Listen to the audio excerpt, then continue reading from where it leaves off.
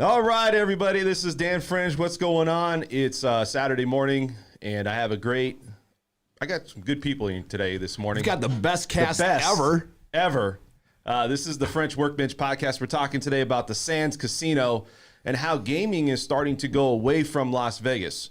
And we're going to talk with Michael Quebeman about that. He's in studio. He's been here before.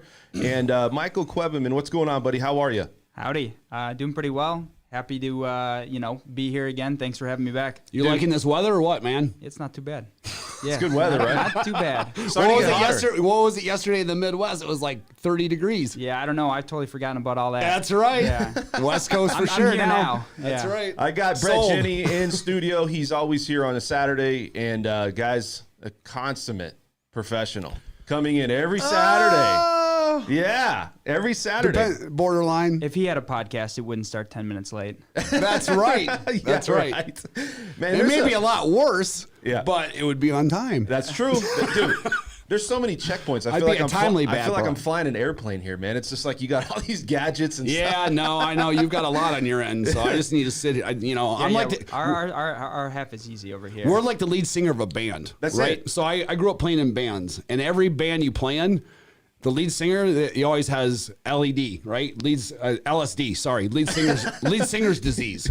So every lead singer of a band says, oh, well, all I do is sing, so I don't need to help set up equipment. So when you're touring, you don't get a bus. Yeah. You don't get, all these people setting up your roadies and all these things, setting up your equipment. You got to set it all up yourself, and lead singers just want to walk in, set the mic. Okay, I'm ready. Yeah. Well, everyone else spends hours. That's us, and that's you. He's got to warm up his voice and all that That's stuff. right. There's things. Yeah, So we're going to talk totally today. hard. Let's talk today about the Sands Casino and not the casino, but corporation. And they have the Venetian. They also talk. They own the Palazzo. Yeah, is that right? And yep. so what's crazy is I had a conversation with Mike yesterday, and I was like, Mike, a lot of things are happening around Las Vegas. You got things starting to open up. 50% capacity. I think this thing's going to go 100%. When you go down to the Strip. And even downtown looks like it's never lost anybody. The population just seems like it's just stayed. Yeah. But as far as the Strip, the Strip looks like there's a lot of people just walking around now. There's a lot of activity. People are traveling here. I think it's going to be very soon where we see 100% capacity. People can't wait. Yeah, they can't wait. People literally can't wait. So it goes to my point about gaming. And we talked about gaming because what is gaming going to look like in the near future? Let's say in the next 3 to 5 years. The Sands is pulling out. They're looking at, taking their gaming overseas, I believe, right? Well, they already have casinos overseas, and I think so. The reason why I brought that up when we chatted yesterday was just that it's just interesting to me that a company that's been in Las Vegas for so long, one of the, basically an early staple on the Las Vegas Strip, seems to be potentially getting out of its, at least its U.S. properties for now. And I guess what does that mean for the broader, gaming industry? Yeah. Here in Vegas. Brett, so you talk to a lot of people, right? And you have you do. Some talk back. What are your thoughts on Las Vegas right now? Do you think this is opening up? Do you think Vegas is really starting to get back to its own? 100%. I think it's coming. I mean, isn't that Vegas? Yeah. Vegas never really, we may get dented, but we never really break. Yeah. Right? So the biggest dent that we had was in 07, 08, 09. But, what we kind of learned from then, which is kind of bringing into the conversation and the topic right now, which is diversifying. And that's something Las Vegas learned really hard in 2008, 2009, was if you have an economy that's only based on two things, construction and casinos, Hospitality. Yeah. Guess what happens when the economy tanks? The first thing people don't do is travel and go to hotels and all that stuff. So they don't have money to gamble. Yeah, so they learned a lesson, I think, as far as diversifying your economy, which has brought a lot of... Las Vegas, to me, has always been a place that's... Las Vegas can have some of the worst, but it can have the best and the brightest here as well. Yeah. It brings, just like life, it brings the best of both worlds, So there's a lot of innovation that Las Vegas, I mean, listen, we started out as a desert city in the middle of nowhere. Do you know how many desert cities were in the middle of nowhere that don't exist right now? Right. A lot more than that do. Yeah. Why were we able to go from that to what we are? The mob. The mob. Well, either way, it was an avenue of alternative thinking for marketing or business.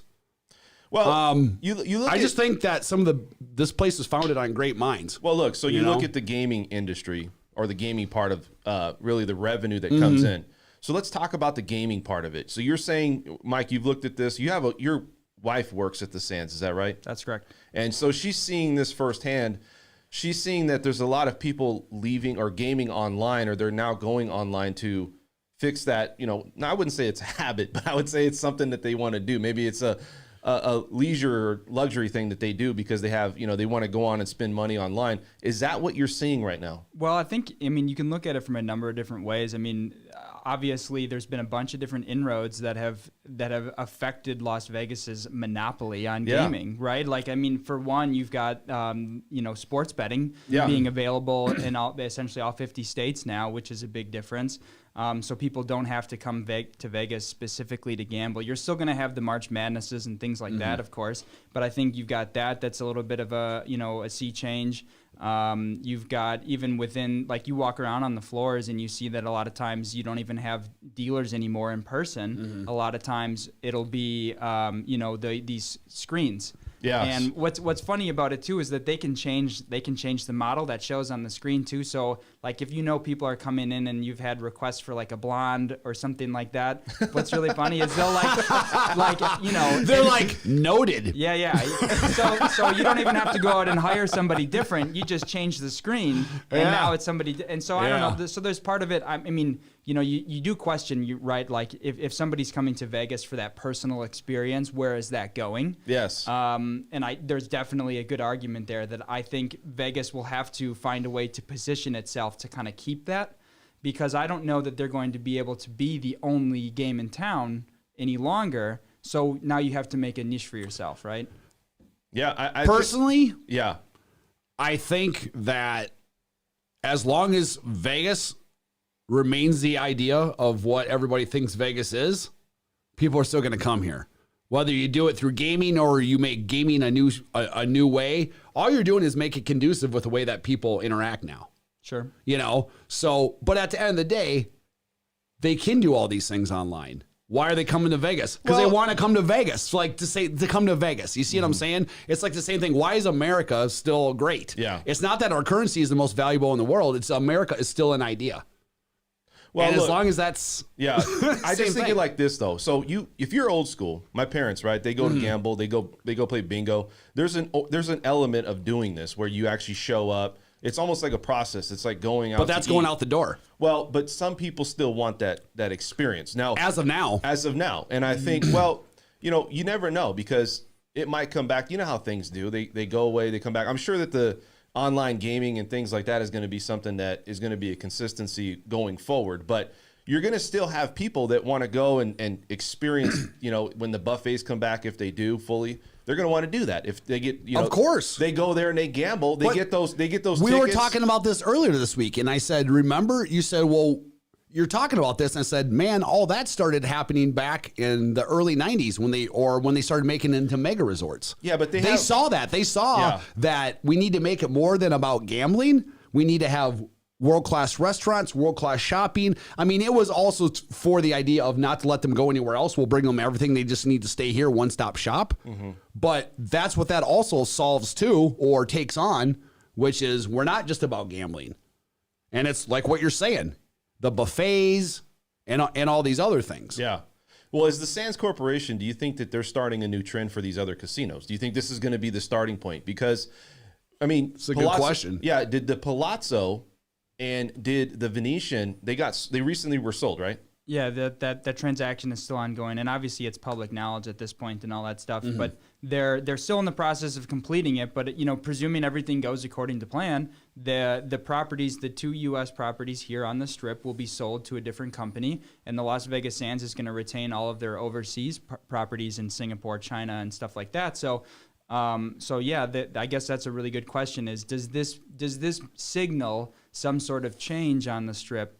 And I guess you can look at it and say they've been looking at this probably for a little while. You don't make a decision like this off the cuff. Yeah. And I know you could say potentially, well, Adelson, he passed away, and so now his estate is kind of looking at, okay, well, how do we kind of trim some of this down so we don't have to manage quite so much?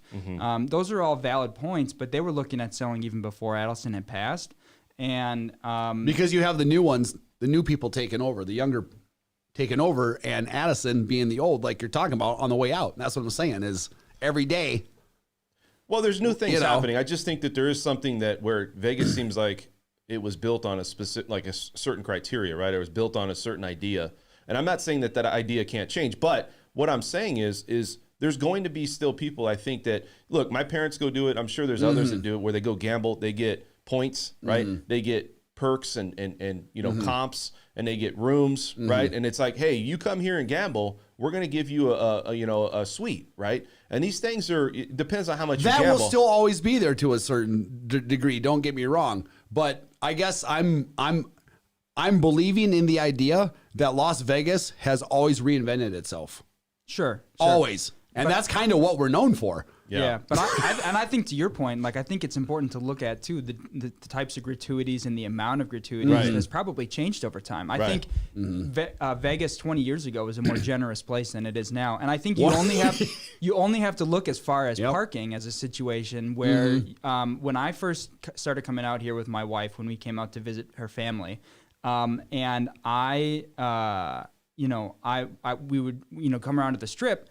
There was free parking, and I said, "There's no way this is going to last forever." And I'm sorry, everybody, I jinxed you guys. Yeah. But it was like, because we're from a place, coming from literally any other city. I thought that too, man. Coming from literally any other bigger city, you go, "There's no way that free parking is like a sustainable business model." And sure enough, within a few short years, dude, you want to park in Chicago? It's like $150 a day. Yeah, I'm not kidding, man. It's insane. It's crazy, right? It's insane. So look, Vegas has obviously found ways to make more money with parking.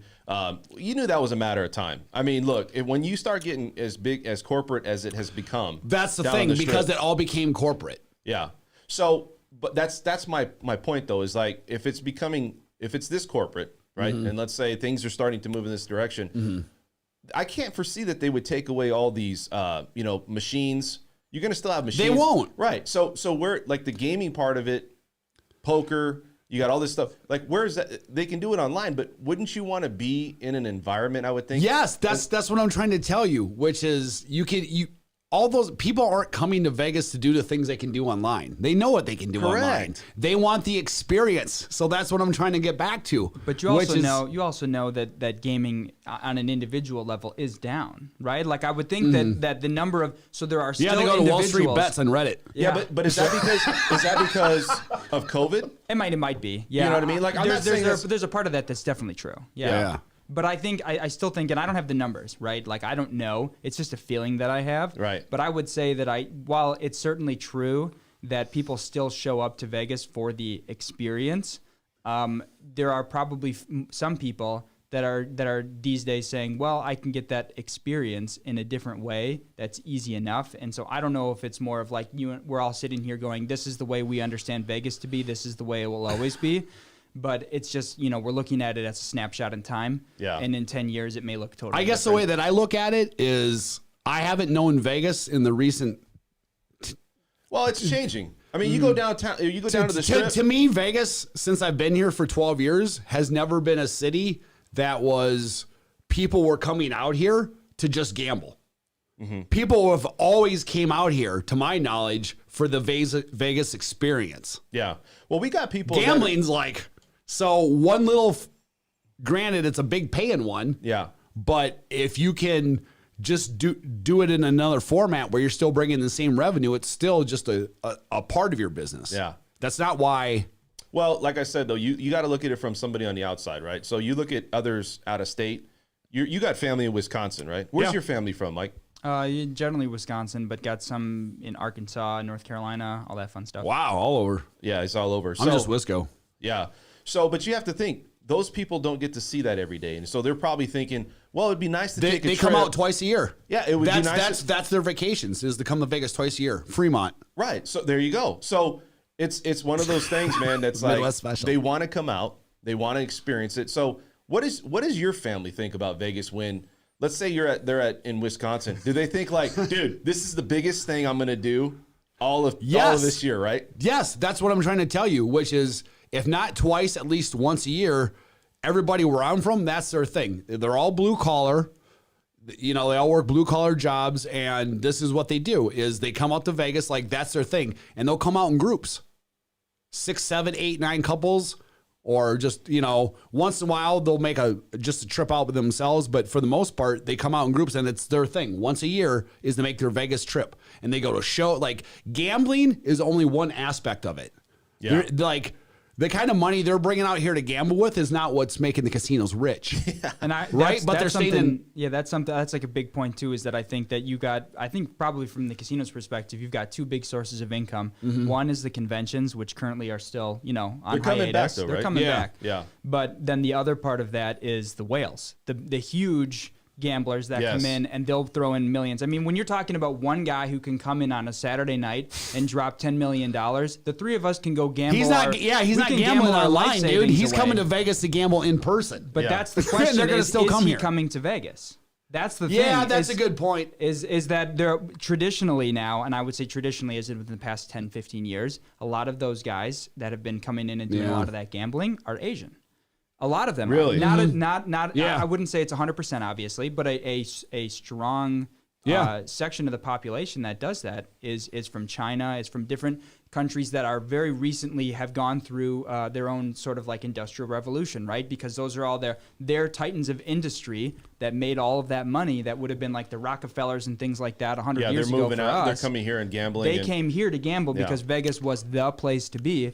Now that you've got Macau, which is a big gambling hub over in China, you've got different places. for Sheldon them to Anderson go knew and- he was doing on that one. yeah, you've got different Years ago. different locations over in Asia. The thing is, like I said, if somebody can drop $10 million on a table and the three of us can gamble our life savings away, and you know we don't matter in that sense to the casino, and you know it matters for us, Yeah.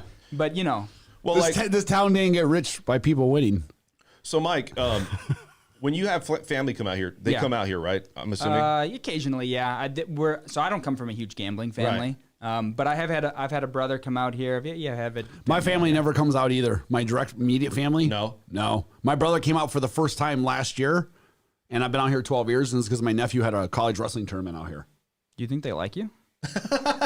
We get along great. We talk on the phone. He just he came out here and he was here for like 2 days and we met up, and then he gets home, he's like, Dude, man, I don't know how you do that city. Like, I'm just like, you need to stay in your cabin back in Wisconsin, Brett's man. great, man. He brings that energy, and it's like, dude, you come in, you better be ready to go at it because he's ready. He's just like, rah. You know what I'm saying? They're tired just thinking about coming out here. That's right.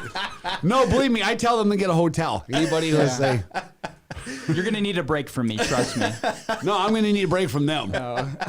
Because you know how many times people come out, they have that spring break mentality. You sure. can hear it in their head. Like, hey, man, I'm coming to Vegas. I'm like, Yeah. gosh. Man, bro, I got like appointments all day tomorrow. So, let me know when we can man. meet for breakfast and I'll come down and say hi for 20 minutes. Have a good one. Dude, it's Tuesday morning. Let's have a beer. It's like I know. got You're work. like, dude, I mean, I work, pay my bills like living in this town. I'm not out here, but you can hear like, hey, man, I'm coming to Vegas. Oh, shit. Isn't it crazy how like when you do have family come out here or you have friends or somebody, they want you to adapt to where they're at? Yeah. It's like, Dude, I got I know. family, I got things going on, I got to Yeah. pay bills, I got stuff. Yeah. And they're like, hey man, just come down and just kick it with me for like 2 or 3 days. Yeah. You know, it's like, no, I'm like, man, first of all, I got to drive 25 minutes down the strip. And then if I miss my exit, I got to spend another 30 minutes just going back around the block. Like, It's crazy, as soon as man. someone tells me they're coming to Vegas, I start automatically assessing my mind. I'm like, okay, how good of friends am I with them? Do I really like them? Or Yeah, right? I give a lot of credit to the individuals that work basically on the front lines, for a lot of that stuff in 100%. because Oh, because dude. when like you Yeah. guys are saying, when somebody comes out here, this is their one weekend of the year Yeah. or 1 week of the year to like what you do in Vegas stays in Vegas. That Right. sort of mentality, and that's their week every single week. Yeah. And I don't know how. I think at some point you probably tune it out to an extent, You'd but have there's to. only so much like craziness and stupidity that you can tune out. Dude, I was on the strip. I worked the strip when I first moved Did out you? here. Yeah, when I first moved out here, I was working as a server. I was going to college. And I'm telling you right now, dude, I met so many people, but it gets very redundant. It's Yeah. like every day's a party. Every day is like a next. It's almost like it just doesn't see, stop. man, you know what? If I was clock in. 21, maybe different, but that's Yeah, I mean, you're not going to do that exhausting. now, but I'm just saying it's definitely a different lifestyle. But hospitality, we know, is coming back. We know a lot of things are starting to get back to where it needs to be, as far as Vegas. One of the things, though, I'm curious about, so we talked about the Sands, and let's go back to that. So do you have friends, I'm going to talk to you, Mike. Do you have friends that actually go on and gamble now, and they're looking at putting their money there, and they're like, you know what, you're a little bit younger than us, so I'm sure you guys have a little bit more familiarity with going on and gambling and making those things happen Online? Yeah, as far as online. part of their culture. Yeah, it is. I think so. A little bit, right? Yeah, So, I think there's less of a separation. Like I think there's more comfort with being online with everything. yeah, With the younger generations, and so I can only speak for the people around my age group. So even younger is probably even more pronounced that way. That trend. But having grown up with a cell phone in your pocket, essentially, Correct. I don't think it's that odd for you to say, well, instead of going out, I'm just going to stay in and gamble, or like online poker tournaments became a huge thing when I was growing up and when in high school and things like that. Yes. And that's one of those things. Like I feel like poker is definitely one of those one of those games. we can call it a sport. I suppose they have Yeah, the so is world. bowling, though, supposedly. It's all how you look at it. Hey, man. The Big Lebowski. You just got to do one of these as you show up. Remember, as you show up, you see that he just shows up with this. I was sorry. Anyways, go. What were you saying, man? But I was just saying, so poker is one of those games where you think, man, that's a pretty social activity. Yeah. It's all about reading other people and trying to know when to bluff and all those different strategies. And even that was going online. We're talking 15 years ago at this point. Yeah. So, and then you can even look at it, you look at it from the casino's perspective. They used to have massive poker tournaments. And part of that was probably that fad where everybody and their brother was trying to play poker in Vegas. Yeah, they always had the World Series of Poker at the Rio, but I think the Rio is going to change its name now, isn't it? Oh, really? I don't know Yeah, that. I think they're changing their name. I forgot. I think it's another name. I don't know what it is, but I was looking that up. And they revented. One of my clients sells gold for that. What? The winner of the World Series of Poker. Uh-huh. My client's the one that provides the gold for that. Oh, really? Just like throwing that out there. Where did they use gold in the World Series of Poker? They use that as the chips. like for so their, it's for just their like watch, you got for their watches and like prizes that they get. I'm Because just when you- imagining like bars of gold sitting on the table. No, you get cash for winning it, but like the casino and where it's at, all that, like part of the gifts that they give you for winning are like gold stuff and this and that, whatever. And you have like the ring made. There's like some ring, whatever it is. So he's in Tennessee, but he makes all the anyways. Yeah, no. I was just thinking. So no, here's my thing: is what if Vegas is going to that direction?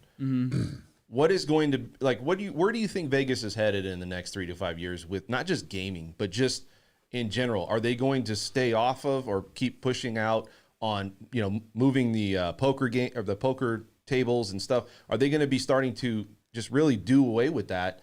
Because it seems like, I'm not going to say they're going to cut it down, but it seems like that if this happens and it works out, they're making money. What would they make money? What other places would they make money? I'm sure they can figure something out, right? Because that's probably a big part of it. I couldn't see that they would just completely take that out. Well, I can't imagine they will. What I would say is that I think they're obviously seeing the same sort of trends that the general economy is, right? So if you look at, like we were saying, table games, that the dealers are being replaced by screens, or you can use a screen to show one dealer to a bunch of different tables, and so you only need one dealer, and then everybody else is looking at a television screen and you're all working off of the same hand or whatever. So those economies of scale are probably too lucrative for the casino to pass up on.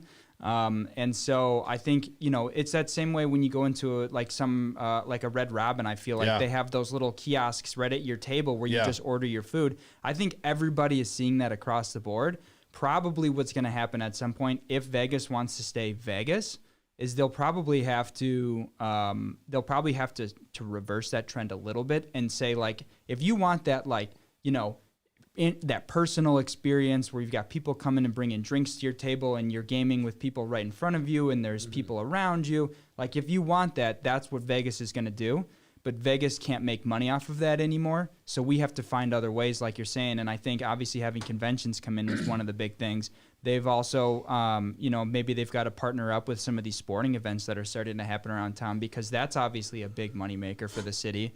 And as the city, I feel like as it goes less, hard on gaming and becomes more of a more well-rounded economy, you just got to find ways to slot yourself in wherever those things gambling is what they'll use to get you in the door. But that's not where they're going to make their money. Well, I think it's going to be AI. Moving forward, it could be AI, where you have a lot of things. Yes. Even people coming up to you, I mean, I hate to say it, but down the road, cocktail servers, people like that are bringing drinks. It might be robots, man. It might be. I mean, it might be. Like a little Roomba comes cruising up to your table. Man. People want a certain experience with their cocktail waitress. So.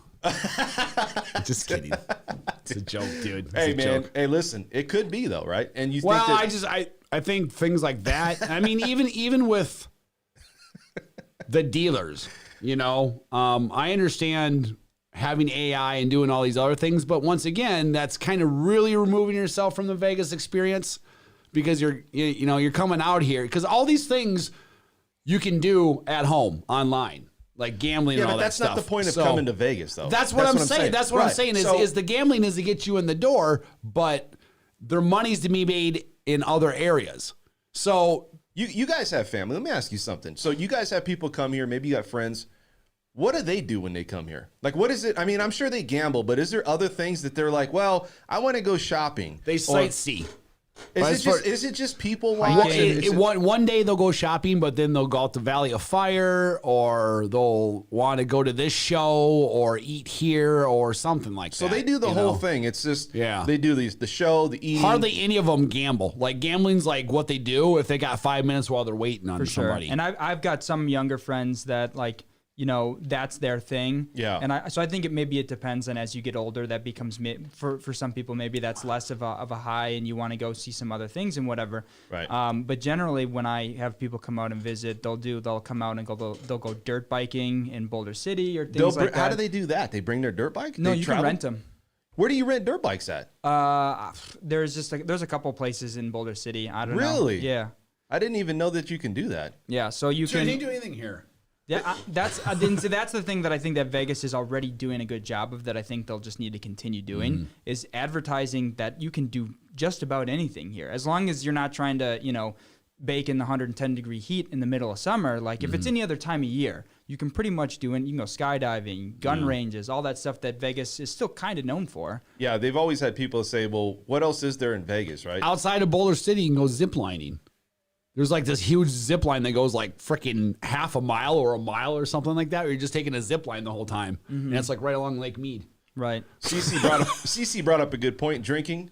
You know what I mean? Restaurants. Yeah. You know what I mean? Those things are important, man, because I think people do come down here and they have an experience where there's some restaurants and some places where they eat, and they want that environment. They want that experience, because that Vegas is trying to do it big. There's plenty of people I know that are foodies.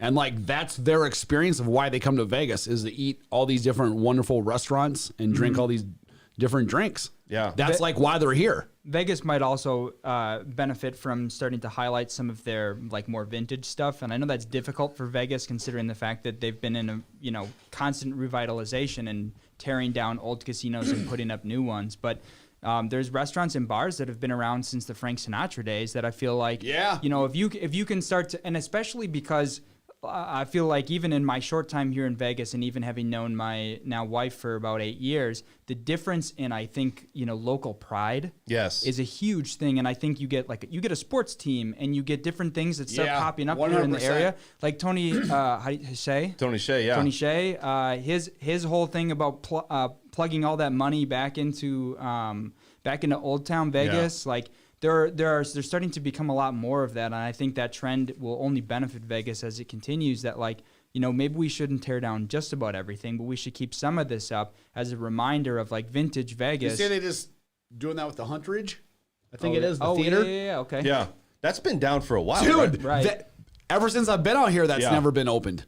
Yeah, isn't that crazy? I've been here that 12 was one years. of the biggest places that they had concerts, right? Yeah. Dude, the biggest. Killers played there in like 01 or 02 or something like You that. drive by it now and it looks like a haunted mansion. Dude, I'm telling you. Yeah, I wouldn't be hanging out there, man. I mean, you got some zombies, zombies walking around there too. So, in that area. Yeah. But you know, that's what it takes is somebody with some money, which this town has plenty of it, to come in, and it's the same thing. It's a guy who grew up here. Yeah.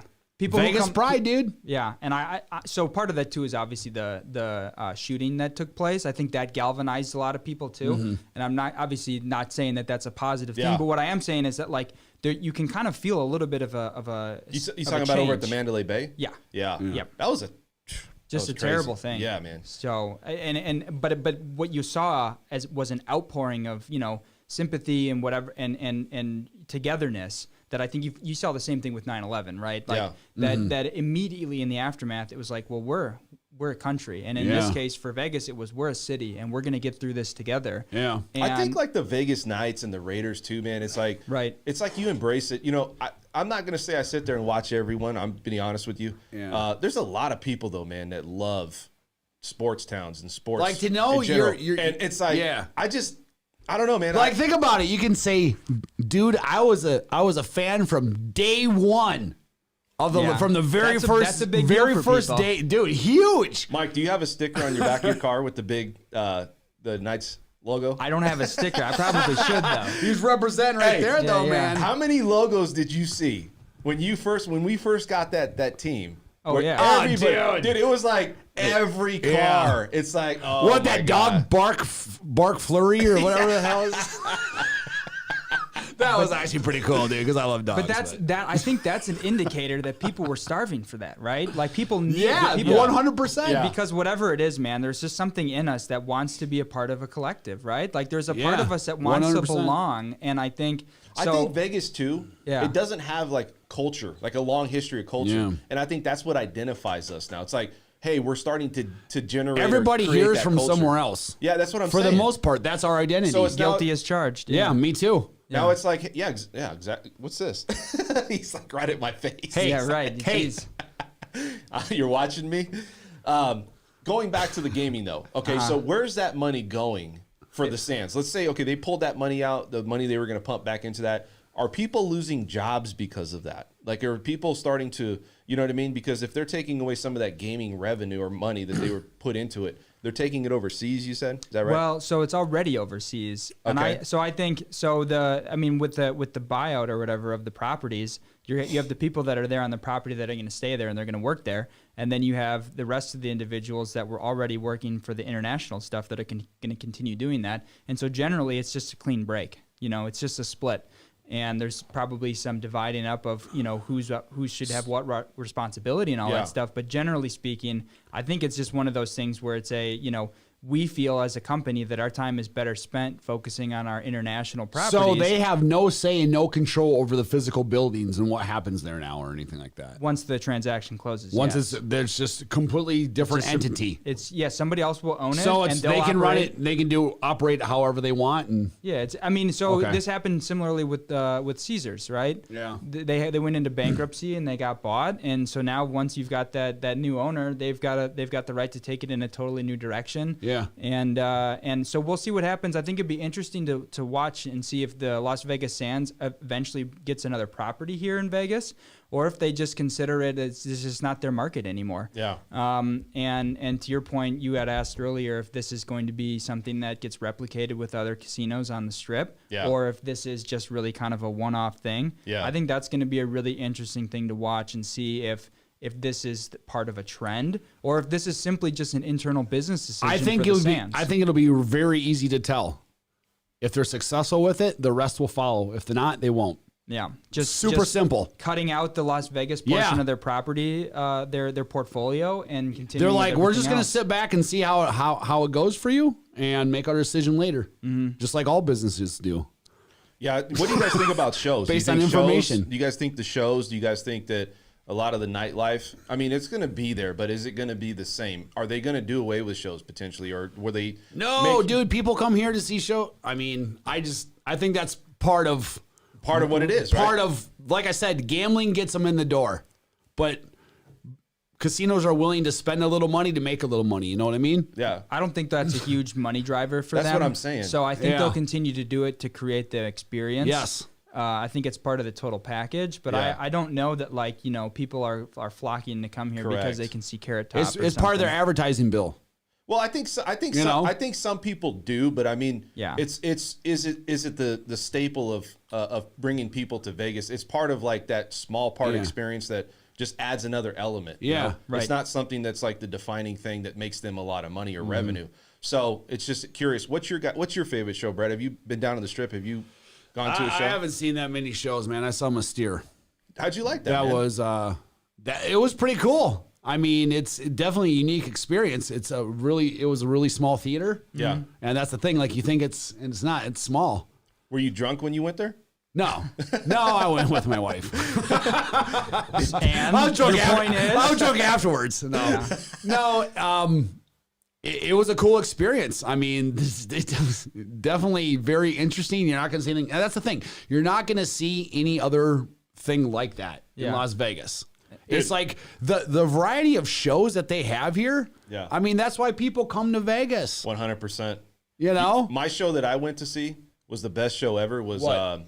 Zumanity, and they had that over. I think it was at the New York, man. They discontinued that, Dude, didn't that they? was the very best show. I had so much fun. Obviously, I went there and I was already sloshed a little bit. But Creative geniuses, though, for dude, these shows. crazy. They would bring people on the stage and they would have a chair and they would sit there and they would do some crazy dances, dude. Then they would have, dude. It's funny because my dad was with me on one time. I went twice, Yeah. and my dad was with my mom one time, and they run down the side.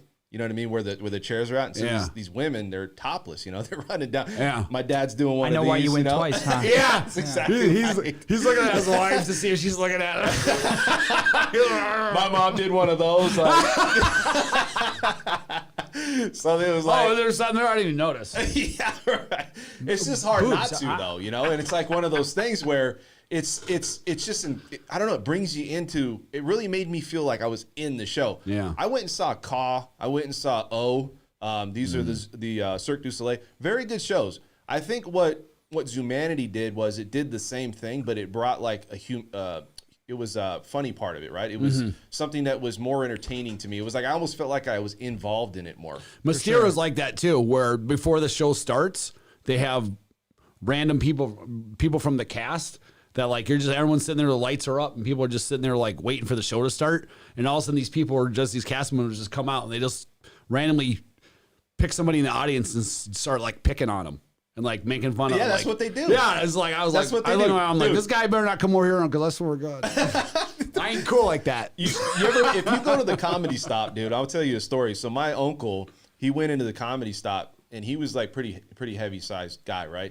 And dude, he was like, "Do not sit us in the front. Do not sit us in the front." And he was like, "Please don't sit us in the front." in the front. Guess where they sat him? Right in the front. Right in the front. And he was like, "Oh my gosh!" So- and I was like, "He was like, all You right." just got a barrage the whole Yeah, night. because the Comedy Stop, man, it was raw. This was back like 10 years ago. Where Yeah. it's like they'll just let you have it.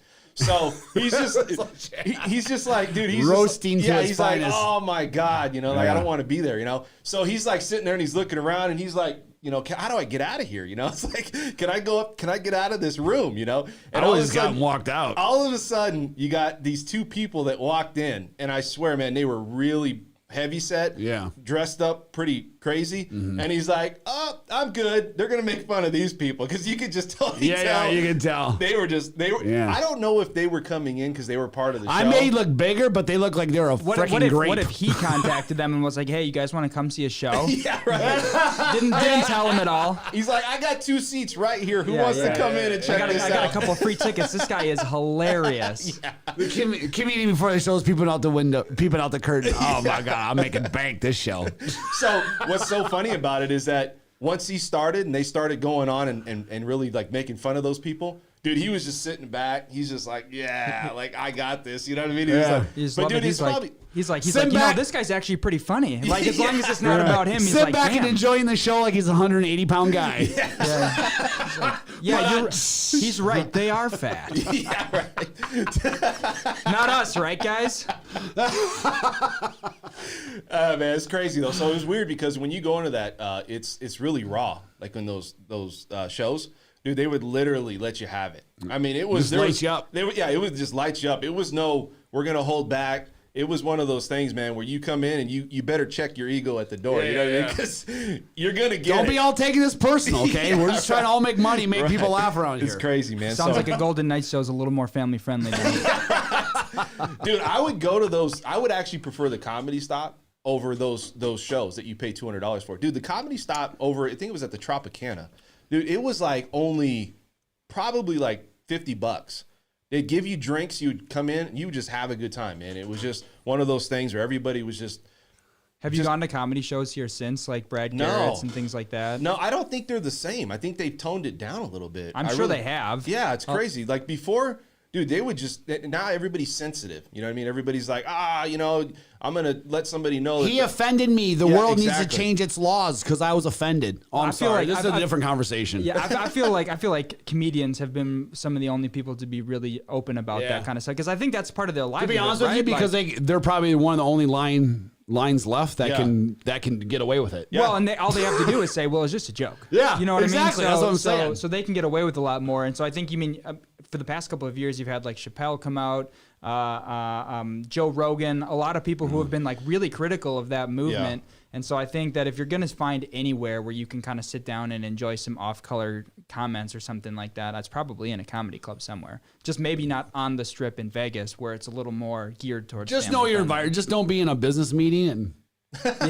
Hey guys, what about a podcast? Just kidding. Didn't mean to offend everybody in here. You take a joke, right? Still on your business. I think too, though, like you look at Vegas and you look at it's coming. It's not going to be the same.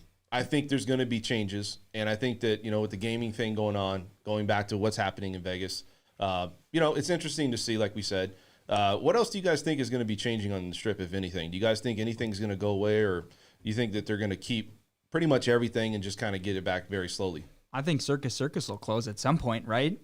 I mean, look at that place. Who goes there anymore? People who want to get stabbed. Oh, well, listen. Did I say that online? Or my bad.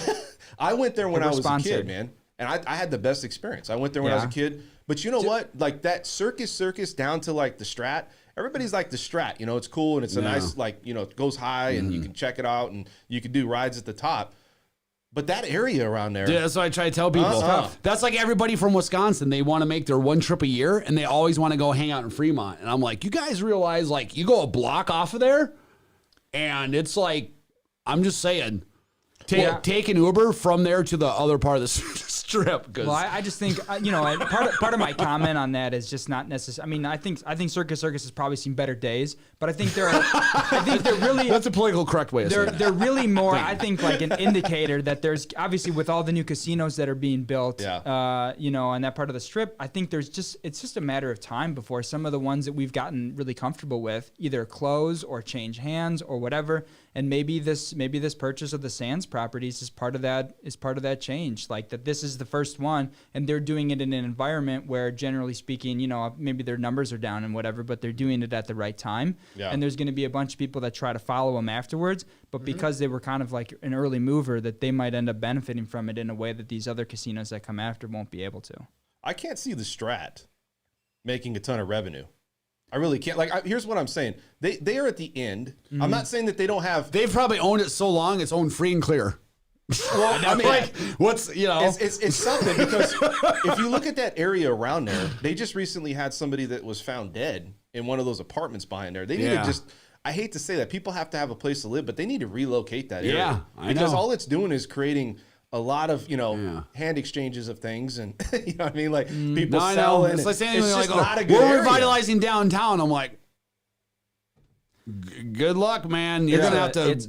It's tough. Take on a whole half city. I think with a lot of tourist cities, I think you go and you check out the skiing like mountain towns in Colorado and things like that. They're all feeling the same pinch of we need people to work the day jobs, but the property values are getting to the point where they can't afford to live where they're trying to work. 100%. So I think part of what this whole trend towards, modernization of the casino floors might also be a reflection of the fact that they can't find enough people to live and work and do those sorts of jobs. So they end up, going electronic with some of it. And I don't know, for skiing towns, I don't know how you do that. Look at Jackson Hole. Yeah. Wyoming. You ever go look at real estate on Zillow at Jackson Hole? Yeah, the average house is like 1.5 million. How do you live there as a ski instructor? Yeah. I don't know how you do that. I'm serious. So they systematically, I read a whole article on this a couple years ago about how Jackson Hole systematically, once they started getting like some celebrity money and people moving in there, they systematically started rezoning things in their city council meetings. So that says, okay, you've lived here for 50 years and your family's been here for 50 or 60 years and you have a house, but you have half an acre on it. Well, real estate was getting so expensive that people started selling off their half lots in the back and all that stuff. City council comes in and says, no, you can't sell any of your lots now. You can't control everything. So now they're selling like $150 million ranches because it's got a view of the Grand Tetons. Yeah. So the people who have lived there their whole lives, are at the city council basically saying, you've made it unaffordable for us. And the city council is full of new members now. And they're basically like, oh, well, if you don't like it, then you can just move out of here. Too bad. Right. It's a completely scene going on there right now, man. Well, we're going to end this show. Anyways, I'm going to talk about everybody. Anything else about Vegas? Anything else? You guys have anything else to say? I want to give a shout out to that. It looks like Samantha went and saw the Love Show. I saw that too. Very good show. I thought it was a very nice show. Beatles Love Show. Love Show. Yeah. Sick show, dude. I went down and saw that. I think that's over at the Treasure Island, I believe. Yes. I think it's there. So, yeah, if you guys want to check that out, that's a good show. You guys have any other thoughts? No, man. Is gaming going to stay here or is it going to go away? It's going to stay here. It'll just look a little different, maybe. Vegas has always reinvented itself. different. I'm telling you. As usual with Vegas. All right, guys, please tune in. We have a show pretty much every Tuesday. At least we try to be every Tuesday and Saturday. And we'll have Michael Quebeman back on again. And if you guys don't know Mike, let's go over and check Mike's information out really quick. I want to show him really quick here. Here's Michael Quebeman right here. And this is how you can get a hold of him. He's an attorney, actually. And you wouldn't know by looking at him. Yeah, right. And Mike, talk to us a little bit before we let you go on this. How can obviously people contact you? What is the reason why somebody would contact you, just so they know what line of field you're in as far as the attorney? So our law firm works in a lot of different areas. We actually just opened up a healthcare practice as well. So wow. So we're kind of expanding, entering new horizons that way. But generally speaking, a lot of our work is real estate, business, that sort of thing. Reviewing contracts, reviewing land purchases, all that kind of stuff. So, generally speaking, I think if you're going out and trying to buy a home, a lot of people can do that on their own. Yeah. I love to sell my services, but I'm not about to say that you need an attorney for literally everything that involves a contract. Yeah. But for some of the more complicated stuff, like if you own your own business and you're trying to start it up or whatever, you need to file paperwork, or if you're looking at selling your business or things like that, we can definitely help on something like that. If you're involved in, if you're trying to get into a commercial lease or something a little bit more, complicated like that, that's what we're there for as well. There's a bunch of different things that we do that way. Good stuff, man. And also Brett is a real estate agent. If you guys didn't know, it's Simply Vegas.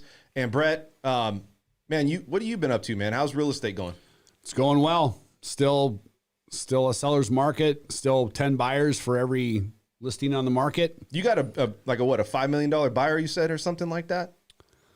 Look at that smile, man. 13 million and another 5 million. Wow. Look at this guy roll, man. He's looking good over here. He's just popping his collar. Everything's this until it's this. Right. And I've been doing this long enough to know that nothing's nothing until it's this. All right, guys. So I don't get too excited, dude. We're going to end this show. You guys, thank you so much for tuning in. We'll be back. I'll be back on Tuesday, and we'll also be back next Saturday. So thank you guys, and we'll talk to you then. Thank you for watching an episode of the French Workbench podcast. If you want to tune into past episodes, please subscribe to my channel now. Also, if you want to look at our audio-only options, we do have iTunes and SoundCloud.